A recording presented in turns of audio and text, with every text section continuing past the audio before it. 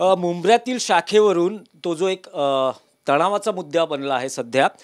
ठाकरे गट आणि शिंदे गट, शिवसेनेतले दोन्ही गट आमनेसामने आहेत. थोड्याच वेळात पक्षप्रमुख उद्धव ठाकरे आणि शिवसेना नेते खासदार संजय राऊत हे मुंब्र्याला निघणार आहेत. त्या शाखेला ज्यावरून वाद होतो आहे त्या शाखेला भेट देणार आहेत, पाहणी करणार आहेत आणि त्यानंतर एक आपल्याला शक्ती प्रदर्शन ही ठाकरे गटाचं बघायला मिळणार आहे. आपल्याबरोबर स्वतः संजय राऊत आहेत, आपण थेट त्यांच्याशी बोलणार आहोत. राऊत साहेब, एकूण असं वातावरण दिसतंय आहे की उद्धव ठाकरे तुम्हाला शिवसैनिकांना आज मुंब्र्यात जायला पोलीस परवानगी देणार नाहीत, अशीच एकूण चिन्ह दिसत आहेत. हे पहा की शिवसेनेची शाखा, हे गट वगैरे तुम्ही बोलताय, हा गट तो गट नाही, शिवसेना एकच आहे ठाकरेंची. त्यांचा गट असू शकेल आमदारांचा वगैरे. एक शाखा बुलडोजर लावून पाडली जाते, पोलीस बघायची भूमिका घेतात. ठाण्यातल्या शाखा जबरदस्तीनं पोलिसांच्या मदतीनं ताब्यात घेतल्या जातात, मुंब्र्याची पाडून टाकली. अशा वेळेला आम्ही काय गप्प बसायचं? आम्ही जाऊ तिकडे, आम्हाला अडवतायत का असं आता ऐकलं मी, आम्हाला अडवणार आहेत. ठीक, अडवा. तुमच्या हातामध्ये सत्ता आहे, तुमच्या हातामध्ये खोक्यांची मस्ती आहे, ही खोक्यांची मस्ती आहे, बाकी काही नाही. पण लक्षात घ्या, पोलीस अडवतील. मग पोलीस शाखा बुलडोझर लावून पाडत असताना पोलीस काय करत होते? तेव्हा पोलीस कुठे गेले? आता म्हणजे सकाळपासून पोलीस रस्त्यावरती उतरले आहेत, आमच्या कार्यकर्त्यांना पदाधिकाऱ्यांना नोटिसा बजावत आहेत, जमावबंदीचा आदेश लागू केला आहे. मग शाखा पाडत असताना ही यंत्रणा कुठे होती?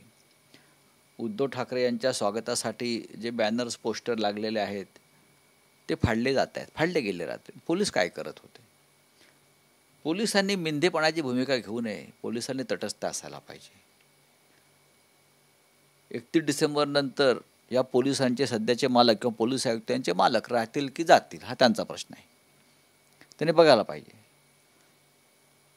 उद्धव ठाकरे माजी मुख्यमंत्री आहेत या राज्याचे, शिवसेनेचे पक्षप्रमुख आहेत ते. आणि 2024ला मी खात्रीनं सांगतो मुख्यमंत्रीपदावर उद्धव ठाकरे असतील.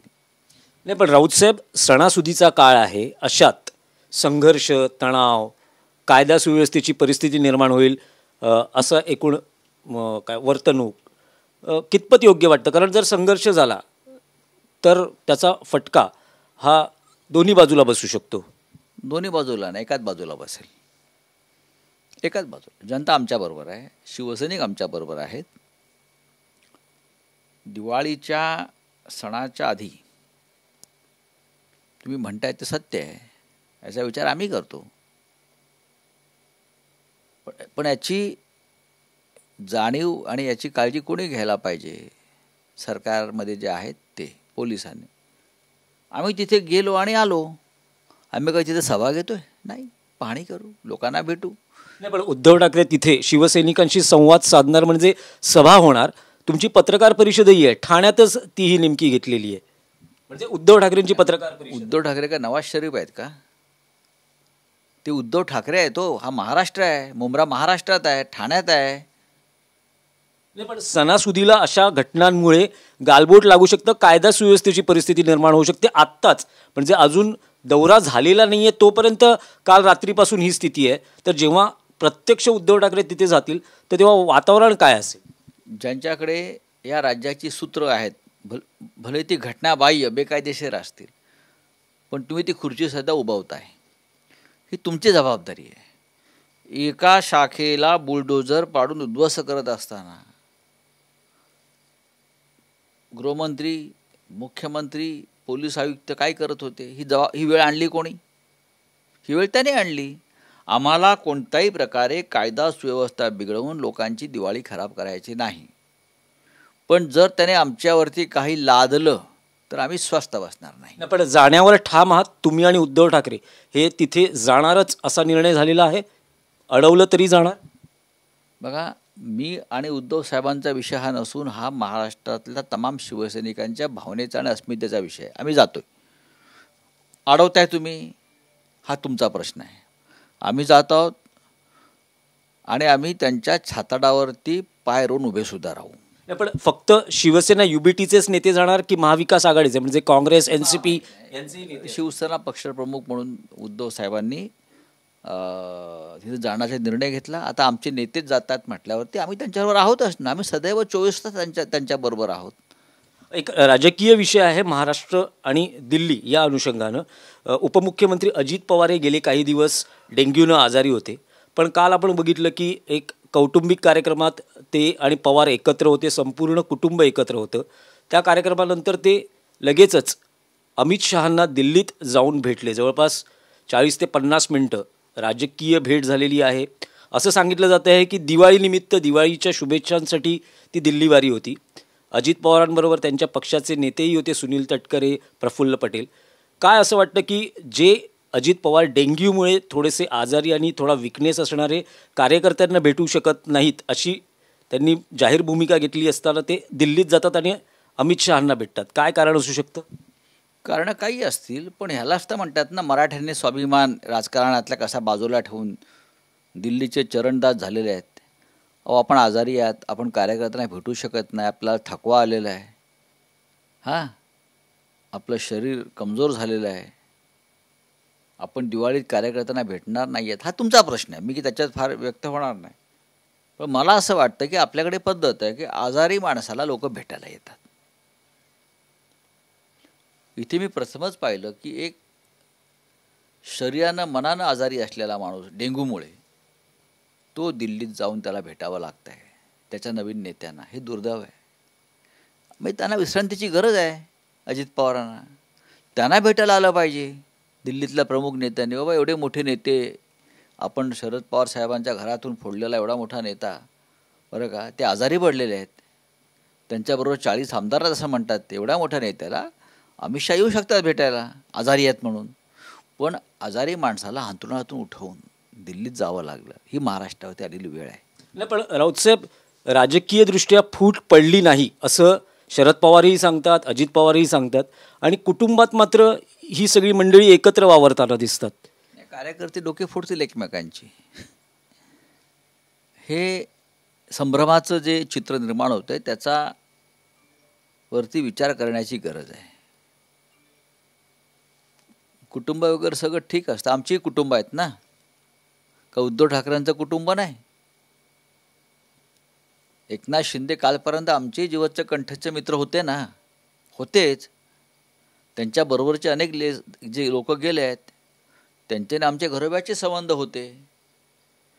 पण तुम्ही महाराष्ट्राच्या आणि बाळासाहेब ठाकरेंच्या शिवसेनेच्या पाठीत खंजीर खुपसलाय.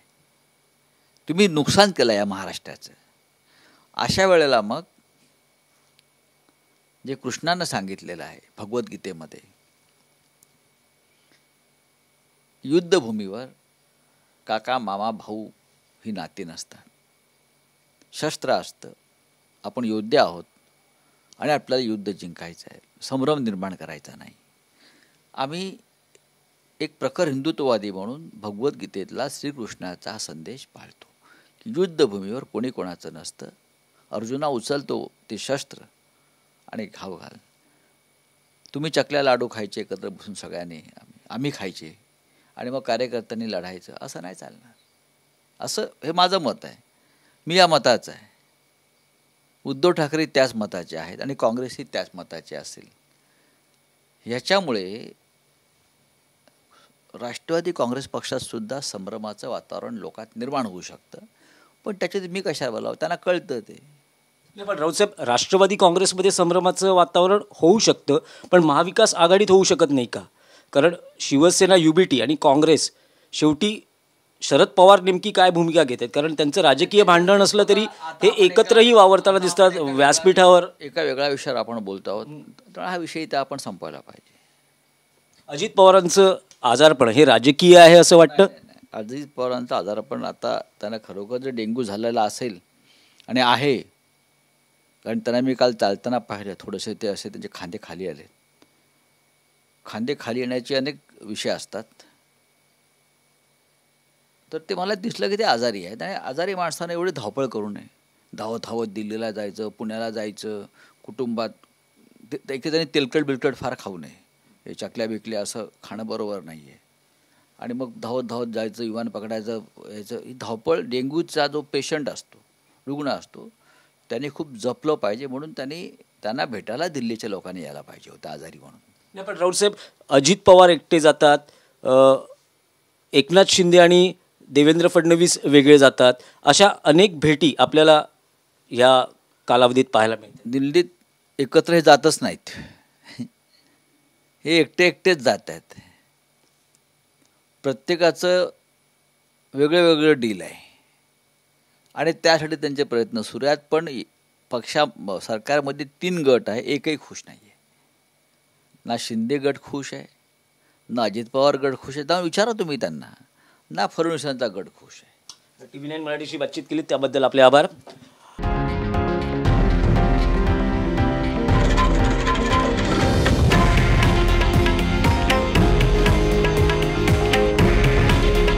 हे आहे देशातील नंबर 1 न्यूज नेटवर्क आणि आपण पाहत आहात TV9 मराठी. काळजी तुमची, हित महाराष्ट्राचं.